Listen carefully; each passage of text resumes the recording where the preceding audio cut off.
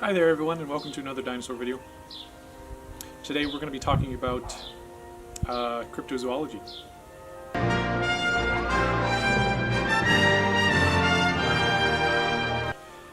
Now first, before we get into that, everybody needs to understand how the extinction event happened. Now most of you probably think that the meteor came down, hit the Gulf of Mexico, and then all life on Earth was obliterated, and we started from scratch from rats that lived in the holes and came up and evolved into mammoths and stuff like that. That's false. It didn't happen like that, or quite like that. So, meteor came down, hit the Gulf of Mexico, and it completely obliterated everything in that area. Ash went up into the air, completely enveloped the Earth, and created weird natural disasters like super hurricanes that went through and crazily destroyed everything, volcanoes erupting, earthquakes, literally every sort of natural disaster, tornadoes, and it basically created like, what was that movie? Kind of like 2012, or that one movie with the guy and it's frozen and Jake Gyllenhaal, he's in a boat and stuff in New York. I don't know what it's called. So basically it was like super crazy events like that, and it pretty much wiped out most of everything on the planet. There were dinosaurs that survived, there were a lot of animals that survived, and over the course of the next couple million years, they evolved and turned from big dinosaurs into birds, or reptiles into smaller reptiles, and mammals into tiny rats, into big crazy things like giant sloths, or megalania, or Elastotherium, or blah blah blah blah blah, all that stuff. But it is possible that some of those creatures could not have changed. Just take a look at the great white shark, or any shark actually, the nautilus, the coelacanth, horseshoe crabs. Most of those creatures have stayed completely untouched for the last 100 million years. Could it be possible that other creatures did the same thing? Or you might find evidence of that in cave paintings. There are some cave paintings, I think they're in Spain, that show long-necked dinosaurs.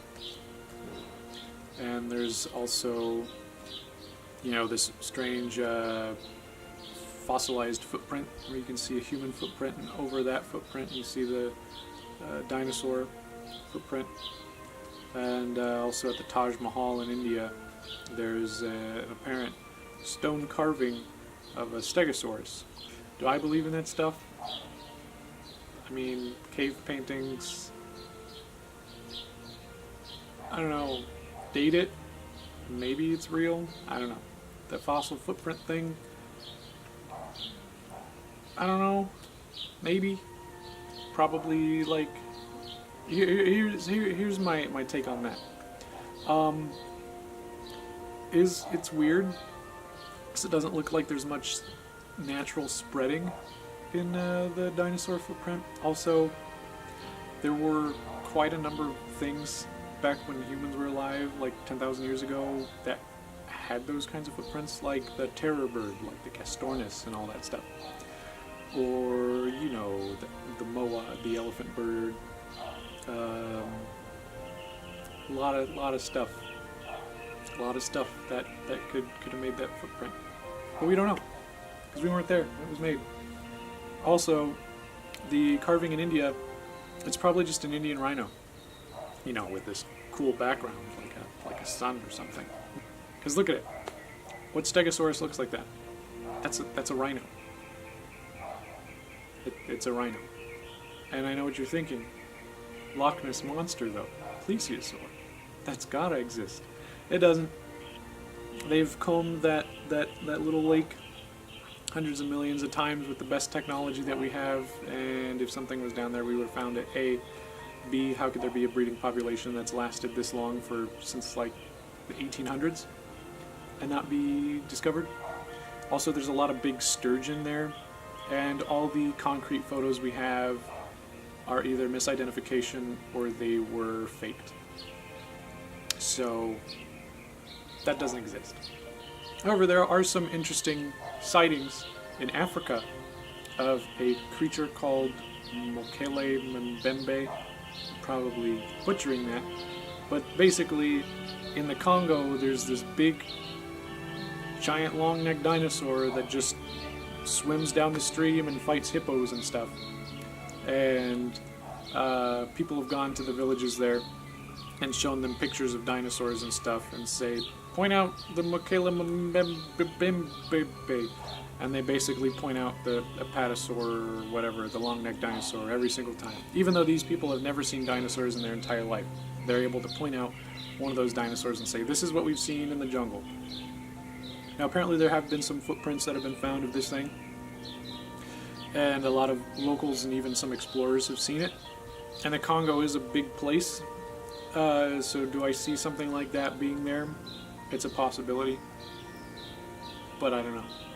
And Africa actually has a lot of legends like that. There's a Triceratops sort of cryptid out there, and there's like a Stegosaurus sort of cryptid thing out there. And actually I've heard some legends of a saber-toothed tiger that lives in a really specific area. Like, people have only seen this huge cat with like weird teeth and like tiger stripes and stuff in this one singular area of Africa, and they have legends in a specific area, like not to go to this area and stuff like that. They found dead hippos that have been killed by this thing. So that's pretty interesting. I actually heard the story earlier this morning. You know, there's lots of dinosaur and, you know, Pleistocene era creatures that have been all over. Like in Australia, there's legends there of, you know, dinosaurs and even the Megalania still existing. And in North America, you have the terror bird, this giant pterodactyl creature that flies down in the Midwest to the, you know, the big flat plains and stuff like that. People have shot at it since, you know, the time of the settlers. But I don't know. It's kind of like Bigfoot. Bigfoot we have DNA evidence of, and footprint casts, and all this evidence for, you know.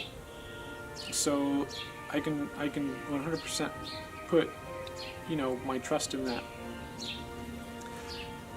But something like a giant pterodactyl flying around, I feel it's a little different than a giant ape hiding in the woods. But I've never seen it, I've never gone out looking for it, so I can't tell you if it's real or not. I mean, I've had my own experiences with weird stuff, and when I tell people, they don't believe me, but I know it's there. So, I don't know. I would love to go out looking for these things, but I don't have the money to do it, so. Until then, these things are all just mysterious. One thing that I will put a lot of backing into is the thylacine, or the Tasmanian tiger. Now, this creature went extinct in the 1930s. I believe the last footage of it was in 1933 or 1936. In recent years, there have been a lot of sightings of the Tasmanian tiger, like this one here. So we see this little creature running in the fields and stuff, and it's obviously limping, so it could be a little bit of misidentification. The snout seems a bit too small. It seems kind of like a fox head to me. The ears also are a little weird from thylacine. So, but the thing that gets me in this video is the tail. The way that the Tasmanian tiger holds its tail, and a lot of marsupials hold their tails very specific. It's very straight, and a lot of dogs and cats don't hold themselves like that, even smaller mammals like that. So I think the tail is a big indicator that this could be an actual sighting. And the same with this video, even though it is blurred, you can definitely see like some distinct coloring. I don't know about the stripes on the back, but the tail is definitely the same way with that, the way it holds itself. Now, a lot of those old legends, they could be kind of like how the Chinese came up with dragons. They found dinosaur fossils, and they would make medicines out of them, and they would tell legends of these giant flying creatures, dragons. And they found elephant skulls. They came up with the Cyclops, and things like the Gemsbosk. They came up with unicorns. So it's like that, I think, and how all these cryptids came about. Probably in a lot of these African tribes, they found, the skeleton of, some sort of long-necked dinosaur, and they came up with the Mokele Mamembe.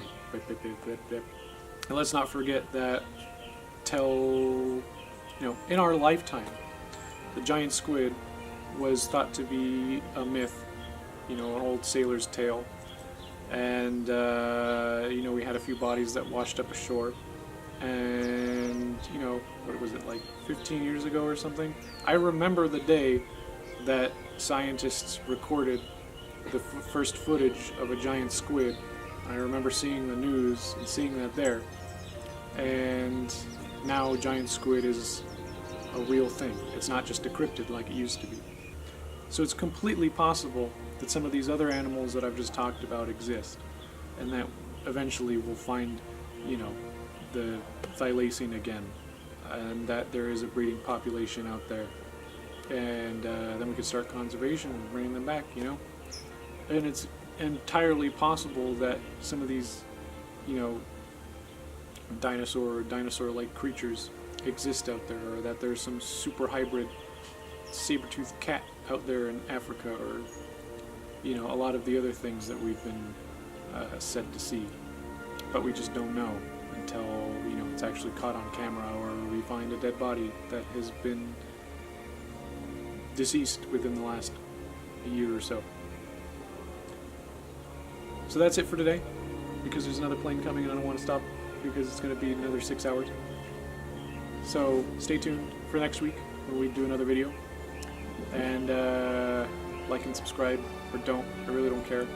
But here's more on dinosaurs. Bye.